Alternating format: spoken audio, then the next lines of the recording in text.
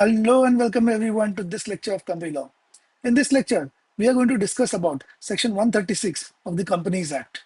This lecture will primarily be in English and some part of the explanation will also be in Hindi so that those students जिनको हिंदी में समझना हो तो उनको भी ये लेक्चर से कॉन्सेप्ट क्लैरिटी मिल जाएगी. प्लस ये लेक्चर अगर आप जस्ट रिवाइज करने के लिए कर रहे हो तो भी आपके लिए यूजफुल होगा और अगर आप इस कॉन्सेप्ट को नए सिरे से सीख रहे हो तो ये शॉर्ट लेक्चर आपके लिए तब भी यूजफुल हो जाएगा. So before diving into section 136, let us first understand the process behind the whole financial statement and what we are trying to cater under section 136. Okay, so section 128 and section 129 of Companies Act, which is basically from the chapter of accounts of company, mandates that company shall prepare and maintain its books of account and financial statement. So जैसे ही company ने अपना books of account और financial statement prepare कर लिया, इसके बाद में company needs to get this audited by an by an auditor by an auditor. और ये ऑडिटर नॉर्मली एक प्रैक्टिसिंग चार्टर्ड अकाउंटेंट ही होगा. Also, after getting it audited, it has to be placed in the AGM for shareholders approval. इसी चीज को हम कहते हैं adoption of financial statement. Okay, तो ये बेसिक कॉन्सेप्ट है. अब ये कॉन्सेप्ट में जैसे ही financial statement, as soon as the financial statement is audited by an auditor, a copy of such audited financial statement needs to be sent to members of the company. So this is a right of the members to receive the audited financial statement of the company. This is what is covered under section 136. So section 136 basically is covering four parts actually. First part is what documents are to be sent, what documents are to be sent, to whom it has to be sent, then uh, timeline within which it has to be sent, and the last part is the mode and manner in which it has to be sent. These are the four basic topics that we are going to do under section 136, and provision of section 136 is covering all these 4 points. Along with, we have to read with rule 11 of companies accounts rules 2014. Okay, so we have understood the background so far. So before getting into the provision, let us also understand what all contents are there in the financial statement. This is given in the definition under section 2 clause 40. Okay, this includes financial statement includes balance sheet of the company for the financial year, P&L account if it is an NPO, that is section 8 company, which is a not for profit organization, then income and expenditure account. Okay, third is it will also include cash flow.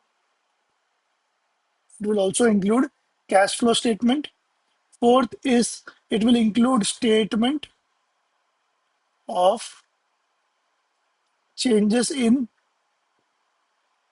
equity for the financial year. And the fifth part, the last part is any explanatory statement, explanatory notes that is required to be attached or annexed to the financial statement. That also is included in the definition of financial statement. So these are the 5 parts which will already be there in the contents of financial statement. Okay, with the understanding of this process and the definition of financial statement, let us now start the provisions of section 136. Okay, so section 136 caters to the topic of rights of members rights of members to receive copies of audited financial statement. So section 136 basically says that a company shall send the copies of the financial statement, the audited financial statement. Okay. Now what is included in this financial statement? Section 2 clause 40 is applicable over here. At the same time, the additional documents that have to be provided are the consolidated financial statement. So if a company is having subsidiaries, multiple subsidiaries or a single subsidiary also, the copies of the financial statement that is sent across shall include the consolidated financial statement for the company. Okay. Second is auditor's report has to be provided with along with the financial statement. And the third is any other document which is required by law to be annexed or attached to the financial statement and laid before the company in a general meeting. So when we are saying the company has to company has to send copies of what financial statement which are audited, and this will include what all? One is consolidated financial statement, second is auditors report भी include होगा इसमें, और third क्या होगा? कोई भी और any other document, कोई भी और डॉक्यूमेंट जो कि एज पर लॉ आपको एनेक्स करना चाहिए, आपको अटैच करना चाहिए इस फाइनेंशियल स्टेटमेंट के साथ में, तो वो भी आपको क्या करना पड़ेगा? अटैच करके कॉपीज में भेजना पड़ेगा. अब सेकेंड पॉइंट ये आता है कि किसको भेजना है. ओके, सेकेंड पॉइंट ये आता है कि किसको भेजना है, बट उसके पहले एक छोटा सा प्रोविजो है to this whole what documents are to be Saint.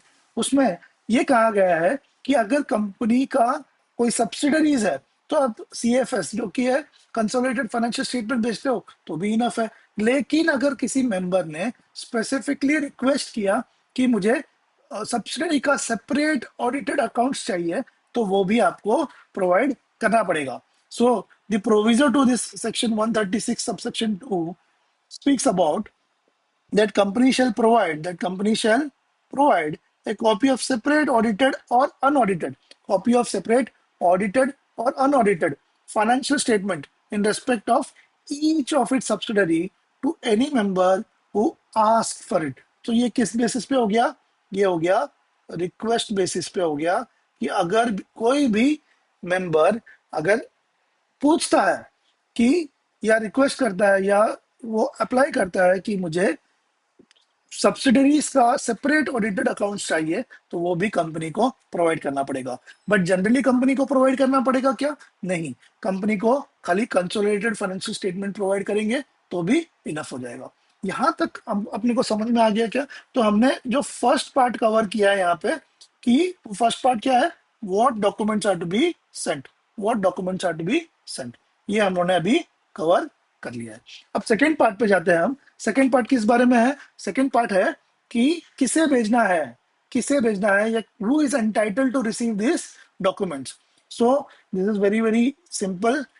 Every person who is entitled to attend the annual general meeting, every person who is entitled to attend the annual general meeting has to receive a copy of the audited financial statement. Specifically section 136 में किसको देने को बोला है? Every member, every member of the company. Every member का मतलब क्या है? जिसका भी नाम रजिस्टर ऑफ मेंबर्स में है, जिसका भी नाम रजिस्टर ऑफ मेंबर्स में है, उसे copies of audited financial statement भेजा जाएगा. ओके. सेकंड पॉइंट क्या है कि जो भी कंपनी के डिबेंचर होल्डर्स है, अगर कंपनी ने डिबेंचर्स इशू करी है, तो वो जो डिबेंचर होल्डर्स है, they will appoint a debenture trustee, and such debenture trustee works in the interest of the debenture holders. Okay. And a copy of the audited financial statement is required to be sent to such every trustee as per section 136. Okay. This part is also clear. And any other person, all other person entitled to receive the audited financial statement shall also be receiving the copies of the audited financial statement. अब ये all other persons मतलब कौन कौन हो सकता है? Any person who is required to attend the meeting, like directors, like auditors, and any other stakeholders, जो कि जिसके लिए कि ये financial statement important है. ठीक है. तो यहाँ तक हमको समझ में आ गया कि to whom it has to be sent is also clear to us now. Okay. Now, the next point that we are going to do is the timeline. Within what time this particular document has to be sent to the members, trustee, or all other persons entitled to. Okay, this we are doing in section 136, subsection 1. The timeline given is very simple. At least 21 days before the date of annual general meeting. Okay, at least 21 days before the date of annual general meeting is when you have to send this copies of audited financial statement to every member, every trustee, and all other persons entitled to receive the audited financial statement. Okay.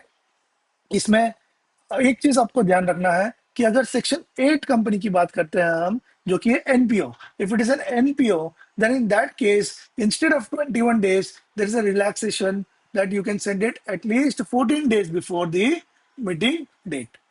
Okay, so generally general company normal companies के लिए क्या है, it is 21 days before the meeting, at least 21 days before the meeting, and in case of section 8 companies it is at least 14 days before the meeting date. Okay, अब ये जो 21 days का जो rule है, ये जो 21 days का जो रूल है, इसके लिए एक एक्सेप्शन दिया हुआ है. ये एक्सेप्शन क्या कहता है? एक्सेप्शन जो दिया है, this exception has been provided for 21 day rule under first proviso of section 136 subsection 1. And what does this say? It gives a relaxation to the company that company may send the copies of the audited financial statements lesser than 21 days from the date of the meeting, and it shall still be said to be duly sent if the condition is that the members of such company shall have agreed to it. Now उसमें condition क्या है? अगर company का share capital है, अगर company के पास share capital है और अगर कंपनी के पास शेयर कैपिटल नहीं है, ये दोनों सिनारियो को अलग अलग कंडीशंस है. ओके, तो अंडरस्टैंड करते हैं ये कंडीशंस क्या है. पहला जो सिनारियो है वो कहता है कि कंपनी जिसमें शेयर कैपिटल है, the company which is having share capital, in that case the members who have agreed shall be holding how much? Majority in number. Also, it shall be, there is a second condition to the same thing, that is not less than 95%. Not less than how much? 95% of such paid up share capital value wise. Okay, value wise आपका जो members है जिन्होंने approve किया है for this relaxation, उनका जो holding है, that should be at least majority in number and not less than 95%, not less than 95% in value of the paid up share capital. Okay, so there is dual condition over here, and both these conditions have to be met simultaneously. Okay, so एक बार इसको understand करते हैं हम लोग इस particular conditions को. तो अगर एक कंपनी के पास शेयर कैपिटल है, अगर एक कंपनी के पास क्या है, शेयर कैपिटल है, तो in that case there are two conditions. Okay, members who are agreeing shall be holding how much? Majority in number of shares, and in value not less than 95% of paid up share capital. अब अगर मैं एक example लूं, समझो एक company है, company ए. Okay, और ये कंपनी ए के पास 2000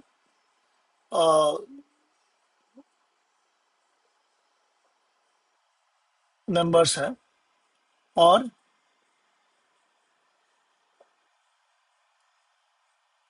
इसका वैल्यू जो है वो 2 crores का है.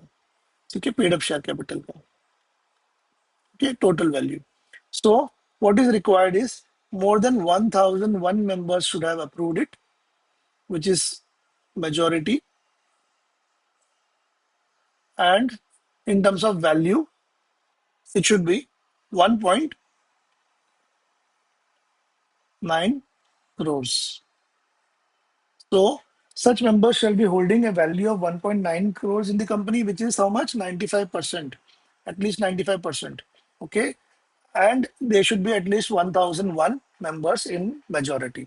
Okay, now if the company is not having share capital, if the company is not having share capital, in that case the member shall have not less than 95% of the voting power, shall have not less than how much? 95% of the voting power. So दोनों दोनों points अपने को समझ में आ गया है। अब जो मोड एंड मैनर है, उसके लिए हमें पढ़ना है रूल 11। कौन सा रूल पढ़ना है हमें? हमें पढ़ना है rule 11। Okay, rule 11 of companies accounts rules 2014।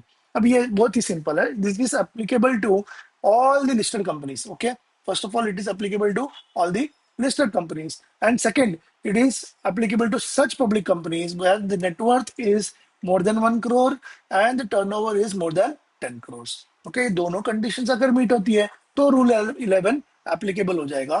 तो रूल 11 में क्या कहा जाता है कि जो भी आपको ये ऑडिटेड फाइनेंशियल स्टेटमेंट्स भेजनी है, ये आपको इलेक्ट्रॉनिक मोड से ही भेजना है। और अगर ये जो सिक्योरिटीज है इन मेंबर्स का, if it is in demat form, तो जो ईमेल आईडी डिपॉजिटरी के साथ आपने रजिस्टर किया है, उसी ईमेल आईडी पे आपको ये ऑडिटेड फाइनेंशियल स्टेटमेंट्स भेजनी है। Okay, at the same time अगर डीमैट फॉर्म में नहीं है, तो ये बहुत ही रेयर चीज है, because it is now mandated that all the securities has to be in demat form. But still theoretically अगर हम लोग यहाँ पे कवर करते हैं कि अदर देन डीमैट फॉर्म हो, तो एक कंसेंट इन राइटिंग देना है उस मेंबर को along with the email ID, और उसी ईमेल आईडी पे इलेक्ट्रॉनिक मोड से कंपनी भेजेगी इस ऑडिटेड फाइनेंशियल स्टेटमेंट को। और अगर एनी अदर केस भी होता है, तो वहां पे डिस्पैच होगा physical copy to recognised mode of delivery. Recognised mode of delivery मतलब आपका जो कुरियर हो गया, या स्पीड पोस्ट हो गया, या रजिस्टर्ड पोस्ट हो गया, जिससे कि एक एक्नॉलेजमेंट मिल पाए। ओके, सो यहाँ तक अपने को समझ में आ चुका है रूल 11 के बारे में भी। अब इसमें भी एक प्रोवाइजो दिया हुआ है, एक रिलैक्सेशन दिया हुआ है। दिस प्रोवाइजो जो है, is is second proviso, this is the second proviso, this is the second proviso to section 136(1). Okay, ये सेकेंड प्रोवाइजो क्या बोलता है? This is applicable only to the listed companies. Okay, ये जो प्रोवाइजो है, ये एप्लीकेबल है only to listed company. Proviso मतलब क्या? यहाँ पे एक रिलैक्सेशन दिया हुआ है। रिलैक्सेशन क्या है?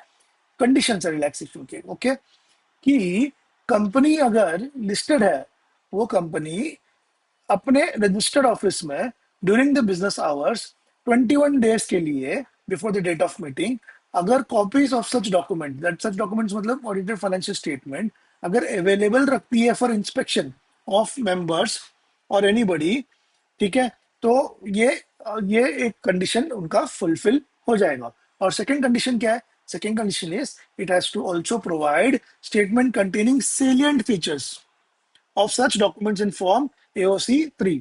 सो यहाँ पे क्या रिलैक्सेशन बेसिकली दिया है कि आप पूरा का पूरा ऑडिटेड फाइनेंशियल स्टेटमेंट आपको भेजने की जरूरत नहीं है। आप उसको इंस्पेक्शन के लिए अपने रजिस्टर्ड ऑफिस में अवेलेबल कीजिए, और आप एक स्टेटमेंट दीजिए जिसमें कि salient features, the important features of the audited financial statement are covered in form AOC3. And in case the company is following company's Ind AS rules, so in that case the form will be AOC3A. Okay, AOC3A। और इसके साथ में आपको लगता है कि कोई और डॉक्यूमेंट्स है जो आपको अटैच करना चाहिए या एनेक्स करना चाहिए, वो भी आप कर दो। टाइमलाइन इसमें चेंज नहीं हो रहा। टाइमलाइन में यहाँ पे कोई रिलैक्सेशन नहीं है।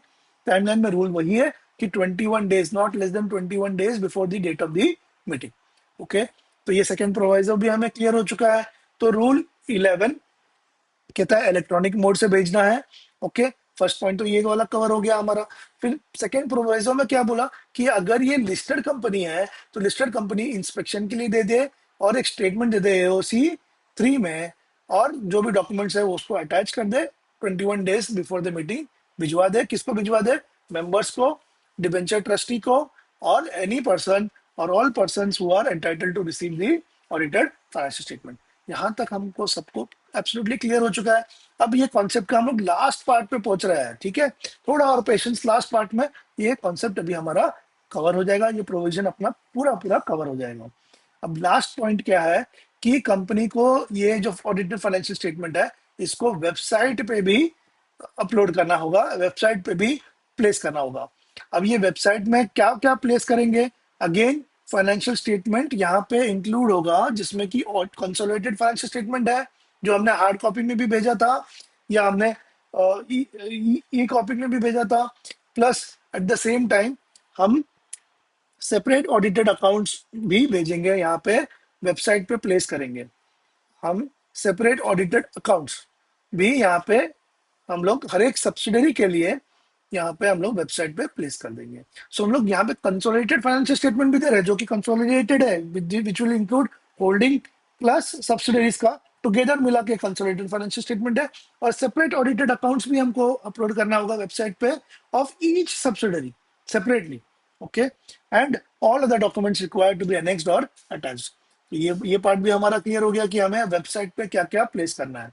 अच्छा, अगर एक एक पॉइंट यहाँ पे आता है कि if the listed company has a subsidiary और इनकॉर्पोरेटेड आउटसाइड इंडिया, जो सब्सिडरी है, हमने ऊपर काफी सारी सब्सिडरी के बारे में बात करी, ये सब इंडियन सब्सिडरीज थे, बट ये पेक्युलर पॉइंट में हम क्या बात कर रहे हैं यहाँ पे, हम ये बात कर रहे हैं कि अगर कंपनी का जो होल्डिंग कंपनी इंडियन कंपनी है and it has an subsidiary outside India, incorporated outside India, that means a foreign subsidiary. अगर फॉरेन सब्सिडरी है तो उसका जो फाइनेंशियल स्टेटमेंट है उसका क्या ट्रीटमेंट होगा, ठीक है, उसको कैसे हम लोग हैंडल करेंगे, वो यहाँ पे ये पेक्युलर पॉइंट में कवर किया हुआ है।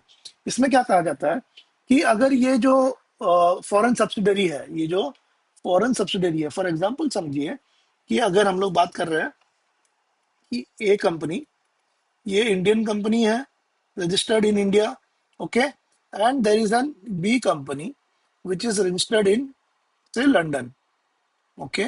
ए कंपनी जो है होल्डिंग कंपनी है और बी कंपनी जो है ए कंपनी की सब्सिडरी कंपनी है। इन दिस केस क्या हो जाएगा कि जो बी कंपनी है इसे हम क्या कहेंगे, इसे हम कहेंगे फॉरेन सब्सिडरी, ओके। यहाँ पे ट्रीटमेंट ऑफ फाइनेंशियल स्टेटमेंट कैसा होगा कि अगर समझो ये जिस कंट्री में ये इनकॉर्पोरेटेड है, जो in this case it is incorporated in UK, okay, it is incorporated in UK. So UK का कंट्री का लॉ जो है, उस कंट्री का जो लॉ है, if it mandates the company to maintain और prepare audited financial statement, then in that case the listed company, that is the A company, will place such audited financial statement on the website, ठीक है, अपने website पे वो डाल देगा। अगर ये यूके का लॉ ऐसा नहीं कुछ मैंडेट करता है कि वो company audited financial statement maintain करे, तो in that case A company shall place the unaudited financial statement of B company on the website of A company, ठीक है। सो यहाँ पे प्रोविजो क्या बोल रहा है, प्रोविजन क्या बोल रहा है कि अगर ये company where the company is a subsidiary, where the company is a foreign subsidiary, in that case where the foreign subsidiary is statutorily required to prepare consolidated financial statement and audited financial statement under any law of the country of its incorporation, then such consolidated financial statement shall be placed by the listed company on its website. ये part तो अपने को clear हो गया। If it is not required, if it is not required to get its financial statement audited as per the law of the country in which it is incorporated, ये जो example में कौन सी country थी, UK. अभी मुझे, मैं ये नहीं कर रहा कि यूके में मैंडेटरी है या नहीं है, जस्ट एग्जांपल पर्पस के लिए हम लोग कह रहे हैं कि अगर वहां पे मैंडेटेड नहीं है, देन इन दैट केस क्या करेगा, जो इंडियन लिस्टेड कंपनी है will place the unaudited financial statement, कौन सा financial statement, unaudited financial statement place कर देगा, कहाँ पे, अपने वेबसाइट में। अब समझो ये this particular financial statement of the foreign subsidiary is not in English. In that case, a translated copy will have to be uploaded on the website. Okay, so this part is also clear. Last एक part बाकी रहता है, last part है, अगर आपने यहां तक देखा है तो ये लास्ट पार्ट भी देख के ये कॉन्सेप्ट कंप्लीटली कवर कर दो। Format of accounts of the foreign subsidiary, जो फॉर्मेट है जो हम लोग अपलोड कर रहे हैं of the accounts of the foreign subsidiary, that should normally be as close as possible to what has been provided by the Companies Act. Okay, agar if it is not possible for the company to maintain to upload it in the format given by the Companies Act, then a statement has to be given, a statement has to be given, sorry, then a statement indicating reasons for deviation may be placed or filed along with such accounts of the foreign subsidiary. Okay, so this was section 136. Up to two more parts is remaining. Section 136(2), which speaks about inspection. Inspection के बारे में बात करता है कि company ने company ने क्या करना है, अलाउ करना है एवरी मेंबर और ट्रस्टी और डिवेंचर होल्डर को, ठीक है। कंपनी ने अलाउ करना है every member, trustee of debenture holders to inspect the documents at the registered office during the business hours. ये कितने दिन के लिए, 21 डेज के लिए ये इंस्पेक्शन के लिए रखना है। ये सेक्शन 136(2) ने अलाउ कर दिया है, ठीक है, मैंडेट कर दिया है। और सेक्शन 136(3) किसके बारे में बात करता है? वो बात करता है कॉन्ट्रावेंशन के बारे में। किसके बारे में? कॉन्ट्रावेंशन। तो कॉन्ट्रावेंशन जब भी कोई करता है तो इन दैट केस उसको क्या लग जाता है? पेनल्टी लग जाता है या इम्प्रिजनमेंट भी हो सकता है। बट ये सेक्शन 136 में पेनल्टी तक की बात चल रही है। और अगर कंपनी होगी जिसने कॉन्ट्रावेंट किया है, डिफॉल्ट किया है in the provisions, in following the provisions, then in that case उसे पेनल्टी लगेगा 25,000 रुपए का, which is 25,000 rupees. And in case of officer in default, which who officer in default, then in that case it is 5,000 rupees. I hope this whole part is clear to all of you. So this was the provisions of section 136, which is covering rights of members to receive copies of the audited financial statement. In the next lecture, we will be covering section 137, which speaks about the same audited financial statement once the AGM is done and it is adopted, then it has to be filed with the registrar. So the procedure and the provisions relating to filing it with the registrar will be covered under section 137. Okay, I hope this lecture was useful to you, and the mixture of English and Hindi would be useful to all of you. So that's it for this lecture. See you in the next lecture. Thanks a lot.